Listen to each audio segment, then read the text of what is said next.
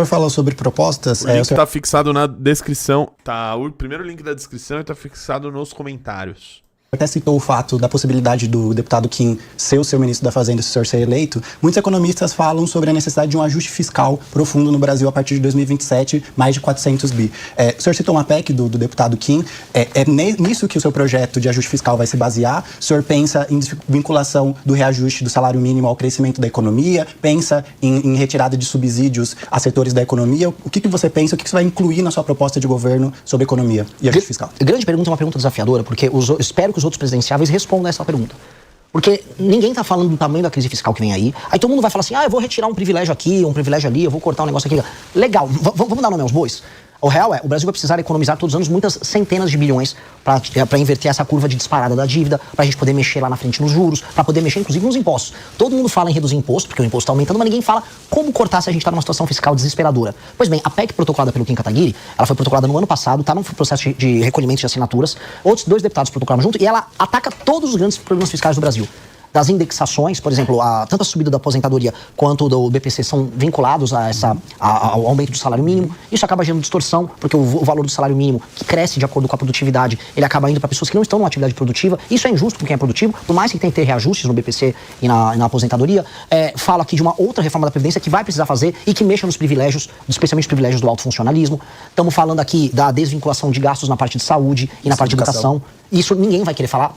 Só que eu tô fazendo aqui uma coisa que o Milei fez. Eu tô avisando, precisa fazer, tá? Vai precisar fazer. Quem ficar fingindo que não vai fazer, basicamente tá te enganando, porque ele vai acabar fazendo apenas na escondida, na muquia. E se você fizer de um jeito correto, as pessoas no Brasil vão começar a sentir a diferença rápido, no bolso. Porque você passa uma PEC que começa do Kim, que em 10 anos economiza 3,3 trilhões, sem contar a queda, a economia que a gente vai ter por conta da curva dos juros que diminui, a gente vai sair de uma Selic de 15, vai poder num horizonte de 2, 3 anos ir para 7, 8, ou seja, o dinheiro nosso vai valer mais. Né? Isso vai ter um efeito econômico para as pessoas gigantesco. E aí a gente vai poder discutir, inclusive, redução de imposto e outras medidas que tenham um efeito de crescimento na economia, que vão fazer o dinheiro sobrar no bolso das pessoas. E benefícios sociais como Bolsa Família, o que o senhor pensa sobre isso? O senhor citou sobre um projeto de desenvolvimento de empregabilidade. O Bolsa Família ele tem alguns mecanismos de porta de saída, foi incluído agora nesse governo. O que o senhor pensa sobre isso? Eu acredito que para um país ainda jovem como o Brasil e com um país que se pretende ser uma das grandes nações do mundo, a gente ficar discutindo o tempo todo dar mais benefícios para as pessoas significa que a gente perdeu a energia de conquistar, de crescer, de criar. A gente vê essa energia na China, a gente vê essa energia no Vietnã, a gente vê essa energia na Índia, que são nossos concorrentes globais, enquanto aqui, o Lula vai dar um vale gás.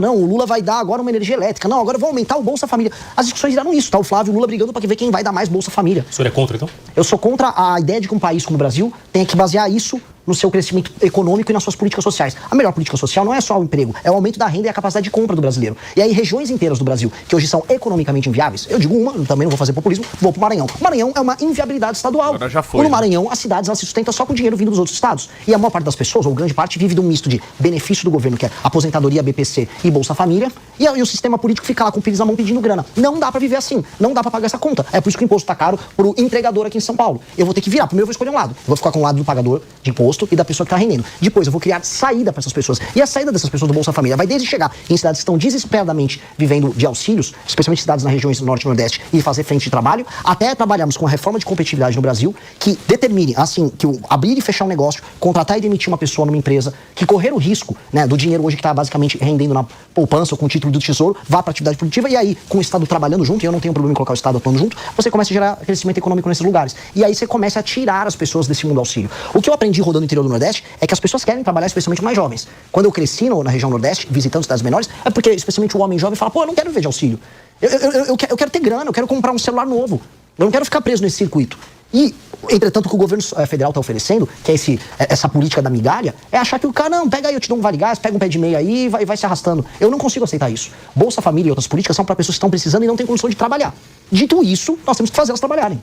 Acácio, por favor. Pegando um gancho nisso, Renan, pacto federativo. A gente tem um pacto federativo muito discutido, muito criticado, mas o pacto federativo é o que a gente tem diante das circunstâncias. Qual é a sua visão sobre o pacto federativo? Tem solução? Léo Siqueira mandou R$10, só pra dizer que sua live é melhor que a do Junito. Legalizem o VAP. Obrigado, Léo. Obrigado. Grande Léo Siqueira, não é o deputado Léo Siqueira, mas é o grande Léo Siqueira, que vocês deveriam segui-lo. Um cara aí que tá militando bastante pela legalização do vape, tá? Muito obrigado. O ideal é nós mantermos... O que o Renan Santos, presidenciável, pré-candidato à presidência da República, enxerga no Pacto Federativo? No Brasil, quem paga a banda não escolhe a música. Então funciona assim, os estados que fazem lição de casa, que enviam mais impostos para o governo federal, eles mandam menos, eles têm menos representação política, eles têm menos deputados proporcionalmente, eles têm, por conta do Senado, da fórmula, por ter menos estados, eles mandam menos no Senado também. E aí, quem define como o dinheiro é gasto no Brasil são os estados que não mandam os impostos. Portanto, um deputado do Maranhão, um deputado do Amapá, um deputado do Piauí, eles mandam muito mais do que um deputado do Paraná, um deputado de São Paulo, um deputado de Minas. Isto é essencialmente injusto. Porque aí você cria uma classe política parasitária nesses estados que rouba, vamos ser bem sinceros, o dinheiro dos outros lugares, não melhora a vida das pessoas que estão lá, porque o lance do Pacto Federativo vai muito dinheiro, por exemplo, estou citando muito Maranhão, mas vai muito dinheiro para Maranhão. Agora, melhorou a vida no Maranhão? As pessoas estão migrando para o Maranhão? Não estão. Então, se nada disso está acontecendo, para que serve o Pacto Federativo? No fundo, o Pacto Federativo é apenas um sistema de distribuição de dinheiro das pessoas que trabalham para político corrupto no Norte e no Nordeste. Eu vou mexer nisso. E como a gente tem que mexer? Fundir os municípios. 2, criar nossa reforma administrativa, que é a Lei de Responsabilidade Gerencial, que impõe uma política de metas para os prefeitos desses municípios maiores que serão criados. Se ele não bate a meta, ele não recebe emenda e o político fica inelegível. Porque aí eu faço essa elite política que se apropria do dinheiro de quem trabalha das outras regiões, se picar. Ó, meu querido, se você não conseguir entregar resultado como prefeito, não aumenta a cobertura de esgoto, não aumenta a atividade econômica no teu município, não aumenta o desempenho da sua escola no ranking do Saeb, por exemplo, o bicho vai pegar você, não vai poder participar de eleição, nem ter o partido no estado. Sabe o que vai acontecer? Na hora, os Kassabs, os Valdemares vão correr para ter bons administradores políticos. Até porque, no fim do dia, o que eu quero condicionar é o fundo partidário e o fundo eleitoral vem do desempenho dos prefeitos, e não dos deputados. A partir do momento que a gente coloca essa cenourinha na frente, como um estímulo, e do outro lado a gente coloca a punição, caso eles não batam as metas, aí a gente cria um novo jogo. E aí o dinheiro que saiu de São Paulo, primeiro, vai precisar sair cada vez menos dinheiro de São Paulo para ir sustentar outros lugares. E 2, esse dinheiro, quando chega lá, ele é bem gerido e melhora a vida das pessoas. Aí se torna bom para todo mundo, e aí é um pacto. Um pacto, ele é pactuado entre as partes, ele é meio que bom para todo mundo. Do jeito que tá, é um roubo federativo. Você tira de uns para um político ladrão roubar. Tanto eu vou falar isso nessas regiões, eu vou pro Maranhão amanhã, e vou falar isso para ele, e a população concorda comigo. A população fala, pô, mas é verdade. Parker mandou R$10. Renatão comandou o Beraldo, voltou para o MBL, sai candidato pela missão, baita cara, gosto muito dele. Cara, o Beraldo é um grande amigo. Não sai candidato pela missão, mas grande cara. Tá chegando todo esse dinheiro e não sobra nada? Sim, não sobra nada.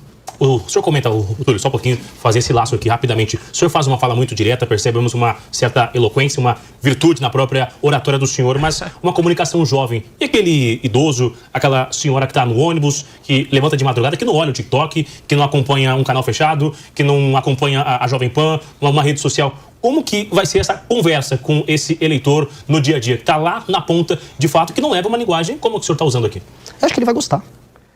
São pessoas que votaram no Lula, que é muito direto na fala, que no Bolsonaro, que é muito direto na fala. Essas pessoas apenas não me conhecem. E o que eu tô falando para elas tem uma força muito grande, que é a força da verdade. A verdade cativa, a verdade quebra preconceitos, a verdade uma hora vai tocar o coração delas. E eu confio muito nisso. E quando eu falo com essa veemência, não é nem que eu sou treinado, eu nem me considero um grande orador. Mas eu realmente, assim, eu falo de coração essas coisas pra vocês. O cara é muito humilde, cara. O cara é muito humilde. Pô, a gente precisa fazer isso.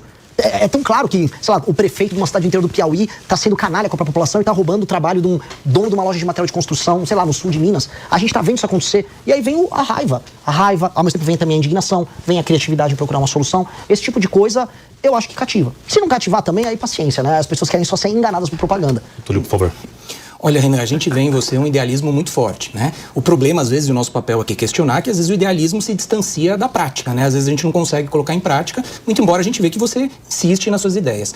Vendo um pouco as suas ideias, eu vejo uma ambição muito grande de construir um Brasil, como é que é? Forte, livre e poderoso, alguma coisa assim, né? Esse homem é muito bom, conhece os nossos livros, exatamente. Eu tive que estudar para poder te entrevistar aqui.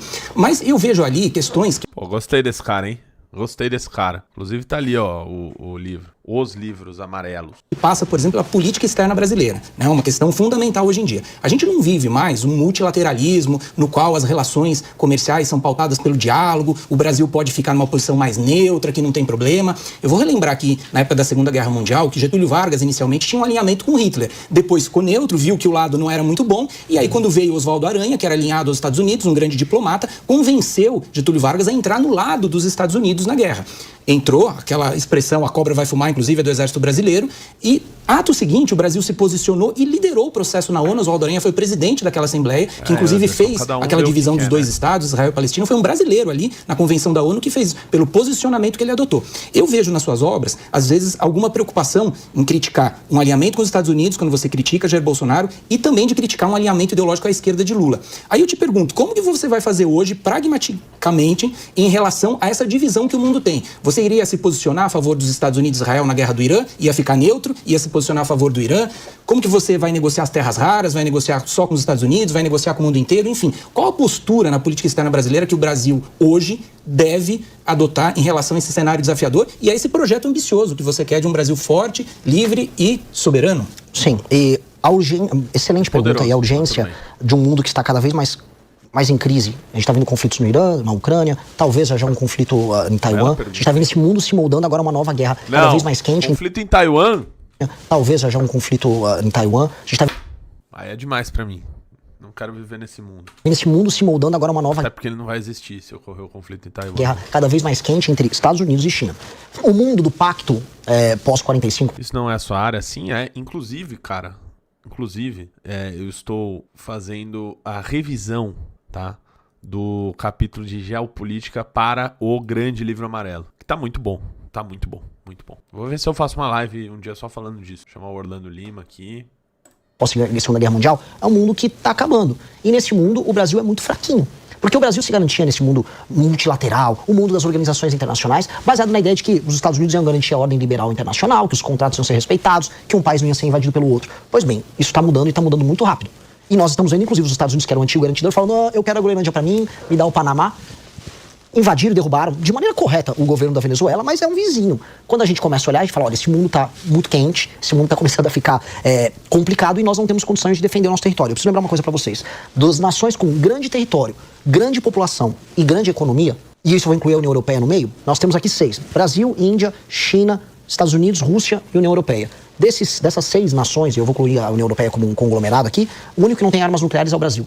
O Brasil tem terras raras, o Brasil tem energia muito abundante, muito disponível, e mais, energia vai ser base para o crescimento econômico no mundo baseado em data centers nos próximos anos. Ou seja, o Brasil tem algo a oferecer para o mundo, mas o Brasil não tem como defender esse algo, nem a própria água potável que a gente tem abundante aqui. Então, quando eu olho isso, o Brasil precisa resolver primeiro as suas próprias fraquezas, que são fraquezas fiscais, ou seja, fraquezas orçamentárias que impedem que a gente invista em infraestrutura, invista em tecnologia, que invista inclusive em tecnologia bélica, que ele possa se armar para ter um poder não de invasão, mas de dissuasão. E aí ele se recoloca no jogo. A gente não consegue imaginar que o Brasil vai conseguir se posicionar bem nesse jogo internacional, porque a posição atual do Brasil é humilhante. O Brasil não tem condição de brigar e defender seus interesses contra Estados Unidos e China num momento tenso como hoje. O Brasil fica fazendo uma dança meio ridícula. Ele tem que exportar os nossos commodities agrícolas para a China, ao mesmo tempo que os Estados Unidos falam, agora eu mando no continente, você vai ter que se realinhar aqui. E aí a gente tá vendo isso acontecer. Isso vai acontecer seja o Lula, seja o Flávio, ou seja o Jair, ou qualquer um. Como se reposiciona? Ficando novamente forte. Para ficar forte, novamente, você tem que resolver a questão fiscal, as contas públicas, se tornar competitivo do ponto de vista econômico, retomar o território, investir em tecnologia, investir nas suas próprias forças armadas, saber utilizar suas vantagens comparativas como energia, terra rara,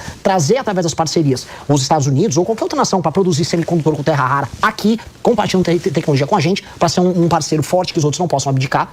E aí, com base nisso, se recolocar como potência, que é o que a gente propõe no Livro Amarelo. Primeiro uma potência regional na América do Sul, depois uma potência para o Sul global.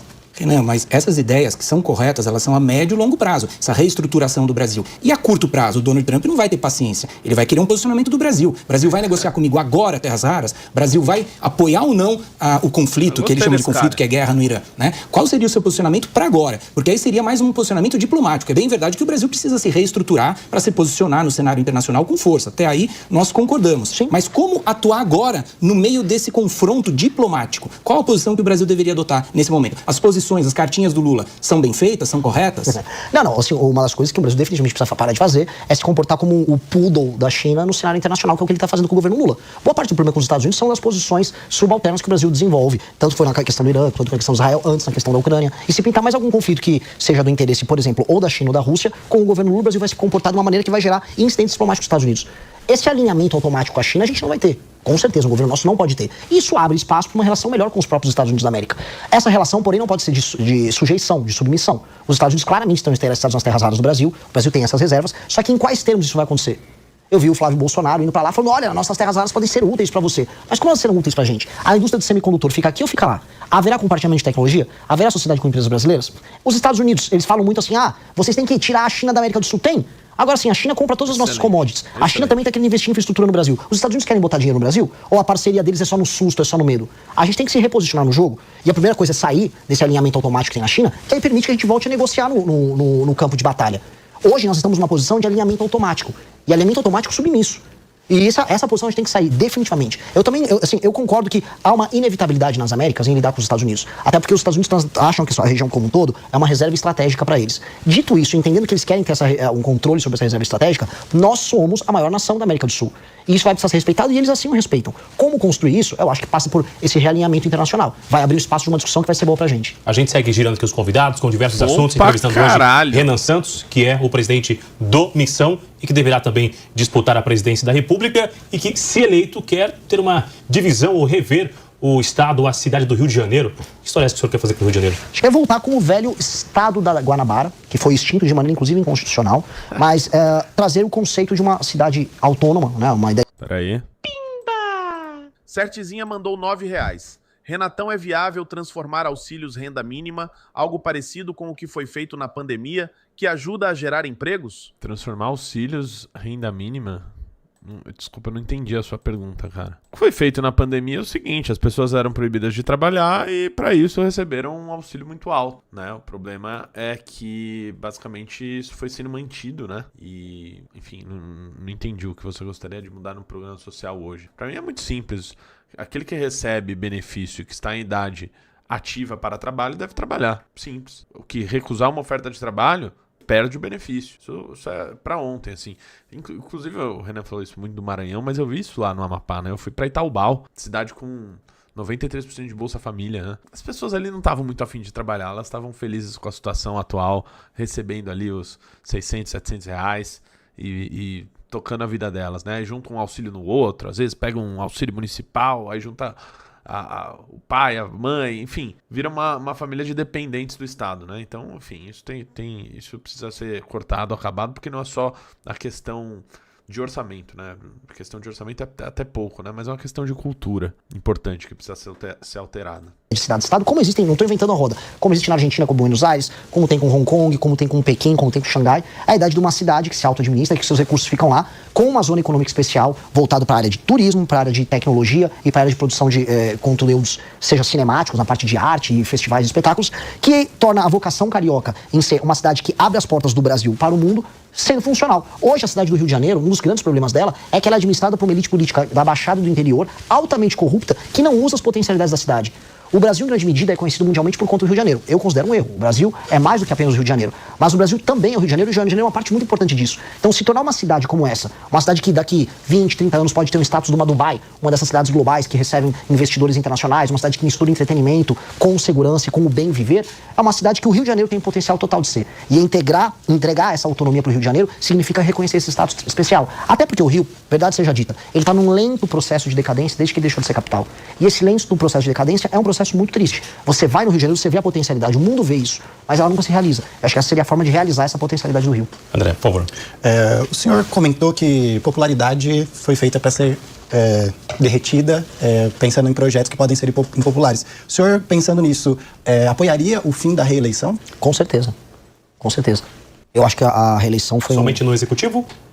No Legislativo não acho problemático. Agora, no Executivo, sim. Porque a demanda da gestão pública fica toda construída dentro de um calendário eleitoral. E você nunca consegue construir base, porque quem pode fazer parte da base política se torna seu adversário. E em 4 anos, essas ideias que o senhor disse, tanto internacional quanto no Rio de Janeiro, o senhor não conseguiria, então, executar? Em grande parte eu conseguiria, mas aí eu poderia fazer meu sucessor, que poderia tocar isso, até porque eu não tenho interesse nenhum em perpetuar no poder. Eu teria interesse em andar com essa agenda. Eu quero ser visto na história como um grande reformista. Uma pessoa que pegou o Brasil no Estado, apontou uma direção e tocou ela. E eu gastaria todo o meu capital político nisso. Todo. Sob essa perspectiva de reformista, na sua opinião, quem foi o presidente mais reformista do Brasil, se é que nós tivemos um presidente reformista até aqui? Eu poderia citar dois. Tanto o Kubitschek, que tinha uma imaginação de Brasil diferente, uma imaginação de desenvolvimento de nação para o Brasil, e o Fernando Henrique Cardoso. Ambos têm muitas falhas. O Kubitschek deixou uma crise econômica para os sucessores. O Fernando Henrique Cardoso era ainda um homem do tempo dele, no sentido de estar preso naquele consenso social-democrático e tal. Dito isso, foram presidentes que tentaram imaginar um Brasil diferente. E isso tem algum mérito, porque a maior parte dos outros presidentes não tentaram imaginar praticamente nada. Então, eu cito os sucessores do Fernando Henrique Cardoso. Eu poderia até citar, assim, em termos de tentar fazer algo diferente, até o Collor tentou, mas depois foi apenas um vazio. O PT, até hoje, acho que esse governo do Lula, ele é o pior de todos os governos que o Lula fez, o PT parece que ficou tentando trocar o pneu do carro com o carro andando. Né? Ele continuou com a agenda econômica do PSDB, quando o Lula entrou em 2003. Aí depois, não, mas não vou fazer muitas reformas não vou agestar muito, vou só, sei lá, vou dar um Bolsa Família aqui, vou aumentar a bancarização, vou endividar as pessoas, mete um ProUni e vê o que acontece. Na prática, eles não imaginaram um país diferente. E aí esse governo atual do Lula não tem absolutamente nada disso. Então, grandes presidentes que eu colocaria como referência, acho que especialmente o Kubitschek. Ele imaginou um Brasil para além do litoral e acho que isso tem um mérito muito grande. Que é o Brasil hoje que está dando certo, no Brasil do agro. Um Kubitschek hoje daria certo no Brasil de hoje? Ou foi algo muito década de 50, 60 mesmo? Havia um surto de otimismo naquela época, né? O Kubitschek, o presidente Bossa Nova, era um período, a gente vai lembrar que o Brasil estava ganhando Copas do Mundo aos montes, né? No período que o mundo gostava de futebol. A Bossa Nova era uma das músicas mais ouvidas do mundo. O Rio de Janeiro era a Dubai da época, o lugar que as pessoas iam visitar, estrelas de Hollywood iam pra lá. E aí ele transformou esse otimismo em imaginação de um país ainda maior. Acho que há um mérito claro nisso aí. Hoje o clima é contrário, hoje o clima é negativo. As pessoas chamam o Brasil dos nomes mais horríveis possíveis, as pessoas aceitaram que o Brasil é um favelão, e eu tô tentando fazer algo diferente, que é imaginar assim, gente, o Brasil pode ser muito melhor e a gente pode reeditar essa espécie de era de ouro que a gente chegou a ter no passado, em ser um país que vende cultura, um país que se gosta, um país que é orgulhoso da sua própria cultura e que não trata os seus vícios como qualidades, como a ideia de você ter o brasileiro ser o cachorro caramelo favelizado. Eu não quero aceitar isso. Aquele Brasil que se propunha grande na época do Juscelino tem que ser reimaginado agora. Talvez, né, o Juscelino se beneficiou do momento bom que havia na mente das pessoas. Eu quero fazer o contrário, eu quero pegar um momento ruim e transformar num momento bom, fazer as pessoas sonharem com essa glória novamente. O senhor fez uma cena. Putz. Aura mais ego. Bote do Renan Santos mandou R$15. Boa noite, Renatão. 15zão humilde para prestigiar a live. Muito obrigado, cara. Se todo mundo fizesse isso toda a live, seria bom, né? Tamo junto aí, bote do Renan Santos. Bicho come cu na rua mandou R$10. Que isso, cara. O Renato desce aqui na rua rapidão. Te catar, cara. Vou te catar. A gente falando de coisa séria aqui. O agronegócio, e também disse agora há pouco sobre esses auxílios e tem uma dependência, né, do Bolsa Família, que isso é ruim, que o senhor incentiva que tenha uma independência, que tenha uma renda, que não seja um auxílio. E o senhor cita o agronegócio. O agro que hoje reclama que o governo não tem tido um diálogo, está faltando incentivo, falta recurso. O senhor se eleito num cenário eleitoral, como vai ser a conversa, o diálogo com o senhor? O senhor defende incentivos para o agronegócio? O pequeno produtor no Brasil, ele está passando por um surto agora de recuperações judiciais. As condições internacionais não estão boas para a agricultura brasileira. A gente está vendo agora um cenário em que até fertilizante pode passar por um surto de escassez. Estão falando até em duplicar o preço dos fertilizantes. A gente vê um país que produz soja, milho aos montes, mas não tem silo suficiente para armazenar, ferrovia o suficiente para distribuir. Não tem escoamento. Não tem nem, assim, a capaz de escoamento brasileira é pífia. Passou agora o licenciamento ambiental, vamos ver se resolve alguma coisa, mas mesmo isso fica sendo brecado. A gente teve agora a invasão da Cargill com índios lá na região norte do Brasil, porque estão bravos com uma hidrovia. E agora a gente está vendo discussões sobre a ferrogrão, que é uma coisa que deveria estar funcionando há muito tempo. O fato de a gente não conseguir entregar o básico para o agro torna tudo absolutamente insano. O agro tem que ser uma mola propulsora do desenvolvimento, inclusive industrial, de várias regiões do Brasil. A boa parte da industrialização do Brasil aconteceu no começo do século XX, baseado no excesso de capital dos produtores de café, que acabou se escoando para outras áreas. Pois bem, hoje o produtor brasileiro ele tem que escoar essa produção dele em outras áreas que agreguem valor. Por exemplo, você tem milho, você pode ter biodiesel de milho, você pode ter agora biocombustível de cana, para além do etanol, né? Tô falando de biodiesel de cana também. Você tem investimentos em outras áreas, mesmo startups fundadas por filhos de agricultores, né? Ou capital que vira poupança, essa poupança se torna investida por outros setores da economia. Isso, para acontecer, precisa manter o agro estável e em crescimento. Para o agro ficar estável em crescimento, nós temos que entregar segurança jurídica, segurança na área de fertilizantes, ou seja, nós temos que ter uma indústria nacional de fertilizantes, usando o nosso potássio, usando o nosso fosfato, que hoje é proibido, é interditado por ONGs internacionais e por uma campanha de sabotagem, infraestrutura própria, energia barata e sistema de silos e armazenamentos. Se nós tivermos isso à disposição, o agro faz o trabalho dele sozinho, como já vem fazendo a duras penas há muito tempo. E só lembrando, muita gente fala, não, o agro brasileiro só cresce porque tem um financiamento especial. Quando comparado com o resto do mundo, o agro brasileiro é até subfinanciado, dado que é um agro altamente competitivo. Então, o que nós precisamos é terminar de entregar as ferramentas para o agro brasileiro e ele sabe disso. Ortúlio. Vamos mudar um pouquinho de assunto de novo, falar um pouco de segurança pública. Eu vejo nas suas propostas um certo radicalismo, vamos dizer assim, no sentido de aumentar a repressão policial, né, aquelas frases como eu vou matar se você não se render. Eu vejo também uma política de encarceramento maior, que de certa medida, hoje a gente vive um cenário de guerra, né? Acho que morre mais pessoa aqui se bobear do que no Irã. Então, na Ucrânia, com certeza. Então, a gente até entende esse radicalismo. Agora, para além disso, existe uma outra questão que é a preventiva, porque o Brasil não tem hoje um efetivo policial principalmente pelos estados, para dar conta de toda essa criminalidade. E a gente sabe que a criminalidade graça, reina, ela germina quando o Estado não se faz presente. A gente vê várias operações ali no Rio de Janeiro, com repressão dura, a polícia sai de lá, o crime volta em pouco tempo. Por quê? Porque não há ocupação ali dos espaços, né? E aí entra num ponto, diz que tem um ditado alemão que fala que o diabo mora nos detalhes. Entra num ponto que é o seguinte: será que não é hora de reforçar mais as guardas municipais? Elas têm inteligência, têm câmeras, estão interligadas a serviços públicos, como hospitais, por exemplo, onde os bandidos chegam lá. Muitos municípios têm mais guarda municipal do que policial, tem mais equipamento, mais viatura. Se olhar aqui na Grande São Paulo, você vai ver que os municípios ao redor têm mais efetivo que a própria Polícia Militar. Então, para além das suas ideias que a gente conhece, eu quero que você fale um pouco sobre a municipalização ou não da segurança pública, se você concorda ou não com esse ponto. Eu primeiro vou chegar na premissa. Eu não acho que o meu discurso seja radical. Eu estou falando de implementar na parte, vamos dizer, de penas, né, em termos de direito penal, e também na lei de execução penal, coisas que países calmos e tranquilos de primeiro mundo fazem. E também vou concordar com você que é uma guerra, e nessa guerra a gente está perdendo. A municipalização, o uso das guardas civis, vamos falar, o uso de câmeras e sistemas, como a gente tem o Smart Sampa aqui em São Paulo, eu visitei uma versão dele em Pouso Alegre, sensacional, ajudam demais. Mas isso, se não for acompanhado paralelamente nas mudanças nas leis penais, nas leis de execução penal, com o Instituto de Progressão de Pena, maluquices, ou mesmo um juiz de garantia que dá uma canetada e não deixa o cara ser preso, faz com que o policial pegue o bandido vai, é detido e volta a cometer crime logo em seguida. Então, a mudança das leis penais, elas não são radicais. Elas são apenas a constatação de uma realidade, que hoje, mesmo quando a gente tem a tecnologia, a gente não tem um sistema de incentivo bacana que faça o bandido ter medo de ser preso. O bandido hoje, ele sequer tem medo de ser pego. Quanto mais de ficar muito tempo na cadeia. E quando chega na cadeia, ele ainda tem uma espécie de um seguro de vida, que é o seguro de ser um faccionado, em que ele está protegido lá dentro. Todas essas etapas da atividade econômica delituosa do bandido, elas têm que ser destruídas. É o que a gente está propondo. A gente tem que destruir a facção dele, tem que destruir o domínio que essa facção tem dentro do presídio, a gente tem que destruir as leis fáceis, que permitem que o cara faça um cálculo. Se eu for pego roubando o celular, não vai acontecer nada. Se eu usar um menor de idade, então, tá mais tranquilo. Toda essa lógica tem que ser desmontada. O uso do aparato municipal, óbvio que é muito bem-vindo, adoro a ideia, mas eu vou colocar uma pequena ressalva de ordem prática. A maior parte dos municípios no Brasil são pouco ou nada sustentáveis do ponto de vista econômico-financeiro. Eles acabam dependendo de cidades polos, que inclusive fazem esses sistemas de monitoramento, para poder garantir, vamos dizer, um funcionamento legal. E é assim que o Comando Vermelho atua. Ele vê cidades no Nordeste pequenas que não têm capacidade de ter uma estrutura municipal de segurança funcional, e eles simplesmente tomam essas cidades. A tomativa que o Comando Vermelho e outras facções fazem em cidades pequenas no Nordeste se baseia na incapacidade econômica dessas cidades se sustentarem. Por isso que a destruição da facção em si, do plano de expansão, é um plano que tem que vir do governo federal. Então, concordo, acho bacana, mas isso passa de uma leitura holística da coisa. Entendendo que em alguns lugares nem vai ter municípios capazes de se sustentar para tocar isso. E o senhor defende a prisão perpétua? Defendo a prisão perpétua. Eu defendo que a gente deva abrir discussão para pessoas que cometem crimes hediondos, até da pena de morte no Brasil, mesmo sendo cláusula pétrea. Entendo que eu não terei força, até aquelas batalhas que você sabe que você pode ganhar. Não acho que eu terei força até o final do meu primeiro mandato de alterar a Constituição de maneira tão profunda. Mas discussão sobre aumentos muito relevantes de pena tem que ser feita.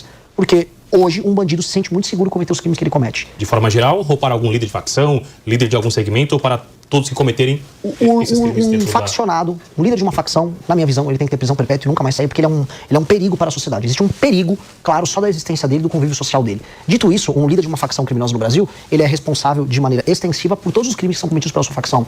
Portanto, esse cara, na ficha dele, o que direto ou indiretamente não passou de pedidos de assassinato, assaltos a uma armada, roubos, estupros, ocupações territoriais. Então essa pessoa não pode ser reintegrada à sociedade, nem haver qualquer discussão sobre tentativa de recuperação. Esse cara é um inimigo do Estado brasileiro. A destruição dele, ela tem que ser celebrada. Então, as leis têm que refletir esse ânimo da população brasileira em vencer uma guerra contra esse cara. Tudo quer complementar? Só um complemento rápido.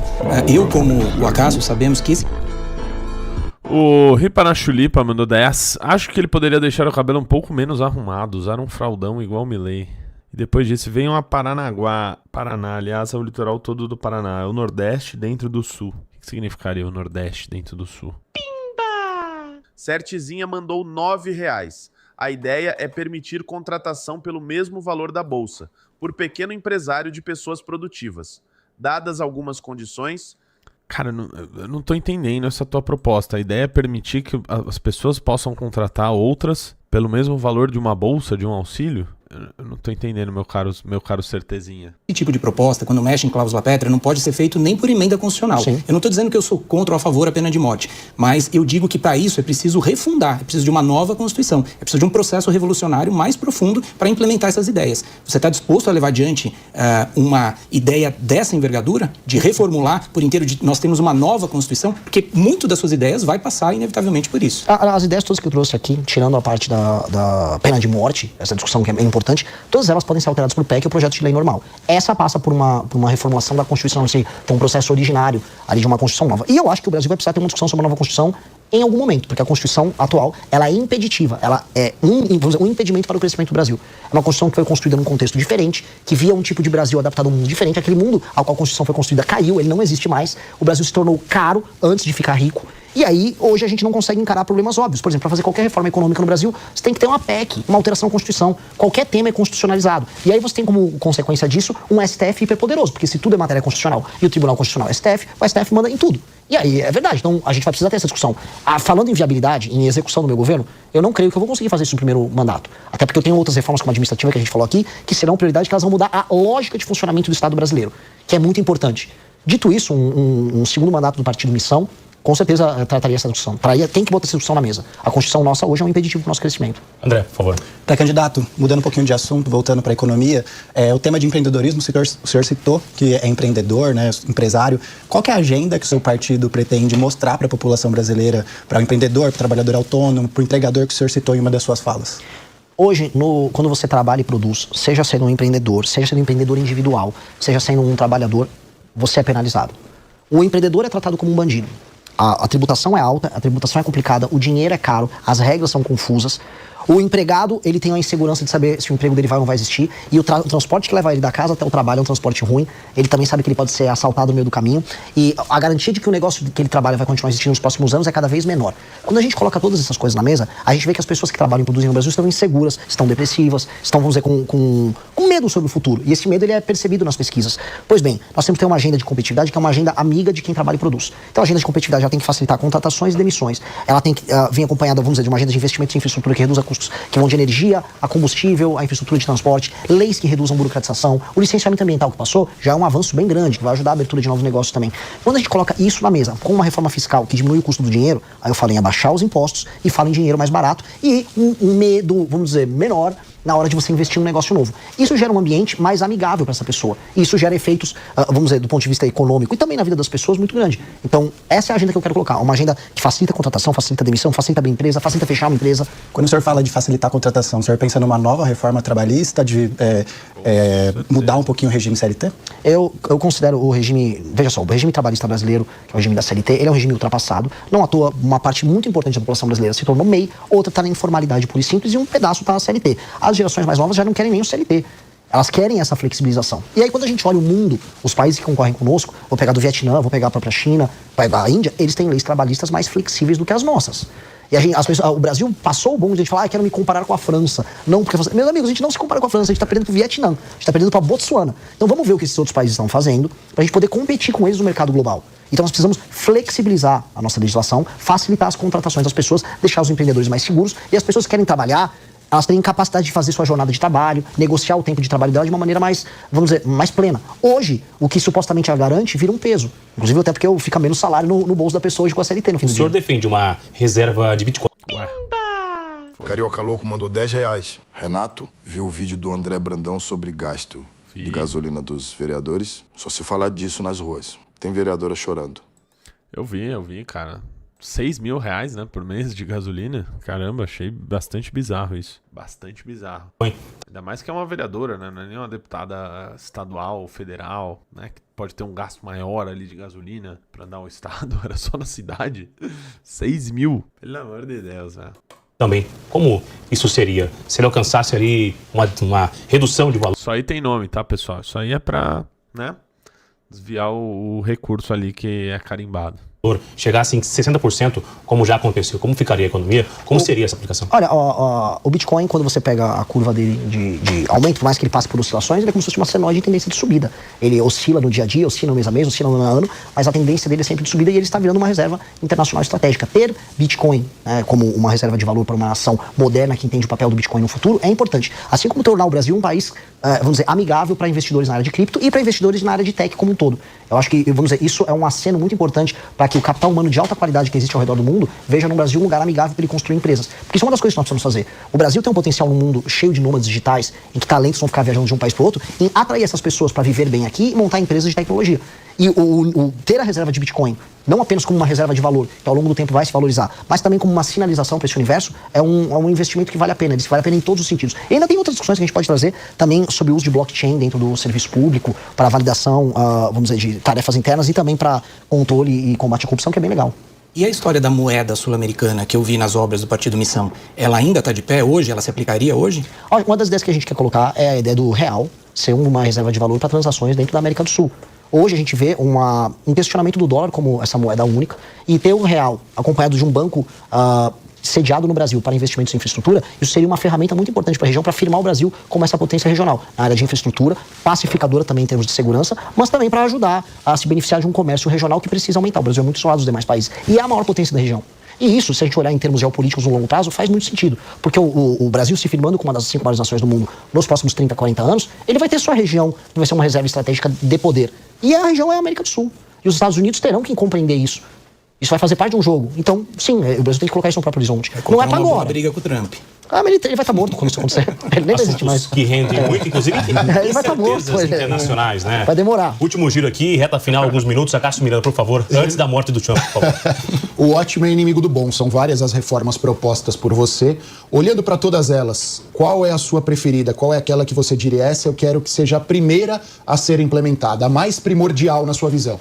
As duas que eu vou colocar, porque se a gente não fizer, não existe mais Brasil. Uma é uma reforma fiscal que eu vou passar na transição. A minha PEC da transição é a PEC do Kim Kataguiri. E a primeira, tão logo eu tome posse, é uma reforma nas leis penais, nas leis de execução penal e um enfrentamento muito claro ao crime organizado. Com implementação do falado que a gente discutiu aqui, jeito penal do inimigo. Essas são as duas coisas. Uma resolve as contas públicas e altera um clima de derrota que existe dentro da economia brasileira, e a outra devolve o território brasileiro e a liberdade de ir e vir para o brasileiro. Ou seja, eu volto a ter um país. Se eu passo essas duas coisas, eu volto a ter um país normal, coisa que a gente não tem. Depois de ter um país normal, todo o resto passa a ser, vamos colocar aqui, lucro. Né? Que aí eu posso discutir a agenda de competitividade, como a gente falou, uma agenda voltada para o agro, investimento de infraestrutura, desfavelização, pegar as regiões mais pobres do Brasil e torná-las autossuficientes, uma reforma do Pacto Federativo, a reforma administrativa que a gente falou, mas essas duas primeiras é o básico. Se a gente não faz isso, a gente não tem país. Última para fechar, mais uma. Pré-candidato, o senhor prefere enfrentar Lula ou Flávio no eventual segundo turno? Acho que é melhor pro Brasil o Lula já cair no primeiro turno e eu enfrentar o Flávio. Aí vai ser um prazer, porque ele não vai poder fugir dos debates no segundo turno. Aí vai ser muito legal. O senhor não estando no segundo turno, que o senhor apoiaria? Eu estaria no segundo turno. Não se entra numa batalha pensando em perder. Teve também em São Paulo o discurso do Pablo Marçal, que não haveria um segundo turno. Ele não conseguiu avançar e teve que apoiar algum nome no segundo turno. É que ele é um estelionatário. Repito a pergunta. Eu não vou me colocar na mesma posição de um Pablo Marçal. Eu entrei nessa batalha com apenas um... Ele ocupa essa posição? O quê? De um estelionatário? Sim, claramente. E se ele quiser, ele me processe. Não tenho nenhum problema em falar isso. Ele é um brincalhão, ele brincou com a esperança das pessoas e ganhou dinheiro com a esperança das pessoas. Eu acho isso vergonhoso, eu acho isso nojento. E às vezes as pessoas me comparam a ele só porque eu sou um outsider nas eleições. Eu não sou. Eu montei um partido político, trabalho de milhares de jovens que coletaram assinaturas ao redor do Brasil. Eu não tô aqui pra destruir o sistema. Eu tô aqui pra pegar o Brasil e transformar o Brasil num país sério e reformar o sistema. É por isso que eu não sou um destrutor. Eu não tô aqui um destruidor. Eu tô aqui pra reformar, pra fazer o Brasil virar um país sério. E nesse sentido, eu só vou trabalhar pra ir pro segundo turno. Eu não vou olhar pro lado, eu não vou querer saber, eu só vou trabalhar. Até porque meu partido tem só 4 meses. E eu já tô bem nas pesquisas. Pegar um gancho no Pablo Marçal e Partido Missão, ele fez uma aposta que se o partido fosse estruturado, ele daria uma determinada quantidade. A gente fez uma aposta com o Kim, né? Pagou essa aposta? R$500 mil não pagou, né? É por isso que quando eu falo estelionatário, eu não tô brincando, né? O cara nem pra cumprir as apostas que ele faz. Ele disse que a gente não montaria o partido. Diferente dele, a gente montou. Hoje ele tá contratado como funcionário do Partido União Brasil, pra fazer propaganda pros candidatos do União Brasil. Hoje, eu que ele duvidava, ou quem que ele duvidava, estamos liderando o nosso próprio partido político, participando da corrida não só presidencial, mas está... E que ele disse que ele não venderia a alma, né, pro União Brasil. Aparentemente compraram a alma dele. Dual em vários lugares. Última, Túlio, pra gente fechar. Eu estou deduzindo aqui que se houvesse um segundo turno entre Flávio Bolsonaro e Lula, hipoteticamente, você votaria nulo de novo. Tô certo ou tô errado? E você aceitaria um apoio de Flávio Bolsonaro, se eventualmente você vencer Flávio Bolsonaro no primeiro turno? Um apoio para o segundo turno? Eu não entro numa batalha pensando em perder. Quando fui montar um partido político, todo mundo duvidou que eu consegui. E as pessoas falaram que o mais provável era eu simplesmente não ter o nosso partido montado. Também duvidaram quando a gente foi tocar o impeachment de Dilma Rousseff. E no impeachment do impeachment e na montagem do nosso partido, eu não olhei pro lado e eu falei, vou montar. Eu só trabalho com a hipótese de ter partido pronto e a Dilma derrubada. Eu vou trabalhar apenas para vencer a eleição. Então, não é que eu estou me evadindo dessa pergunta. É porque essa pergunta não existe na minha cabeça. Se eu simplesmente começar a pensar assim, eu já perdi. Então eu tenho que ir até o fim. Internamente tinha o nome do Kim, até por conta da idade, imagino que não foi escolhido. E o senhor é um nome que não tem tanta visibilidade, está começando agora, o senhor disse diversas vezes que está indo em rádios e emissoras para tentar viabilizar o nome do senhor. O senhor é um candidato de verdade ou é um experimento do Missão? Eu sou um experimento dos meus pais, né? Me colocaram no mundo, se vai dar certo ou não, a gente vai saber até o final da vida, mas eu sou uma liderança verdadeira do grupo político com o qual faço parte. Eu fundei o MBL, quando fundei, um jovem, tinha 30 anos, e no processo de impeachment da Dilma eu liderei inclusive parlamentares, eu fui vice-presidente do comitê do impeachment, eu fundei uma revista de cultura e política no Brasil, fundei um aplicativo que é uma rede social própria, lidero um partido político e o maior movimento político do Brasil ao mesmo tempo, sou escritor, também sou compositor, sou uma pessoa capaz e isso me qualifica a ser, enquanto uma pessoa séria, capaz de grandes realizações, um líder político do Brasil. Então, eu vou até o final nas eleições e eu lidero uma massa de pessoas sensacional. Eu lidero hoje o que há de melhor no Brasil. Onde há capital humano de qualidade, onde há uma pessoa inteligente, há um apoiador da missão. E isso está se espalhando cada vez mais. Então, não há um experimento, apenas vamos à constatação de que o sonho de um Brasil diferente vai dar certo, a gente vai chegar lá. Uma conversa direto ao ponto com Renan Santos, o presidente do Missão, aqui na Jovem Pan. Muito obrigado, presidente. Obrigado, eu que agradeço, maravilhosa conversa, uma honra estar sempre aqui com vocês. A honra é nossa, também agradeço aos nossos convidados de hoje, ao advogado e comentarista da Jovem Pan, o Túlio Nassam, também o nosso colega convidado, o André, da revista Exame, e o Acácio Miranda, também advogado e comentarista da Jovem Pan. E, acima de tudo, você. Outras edições. Ele fez de novo.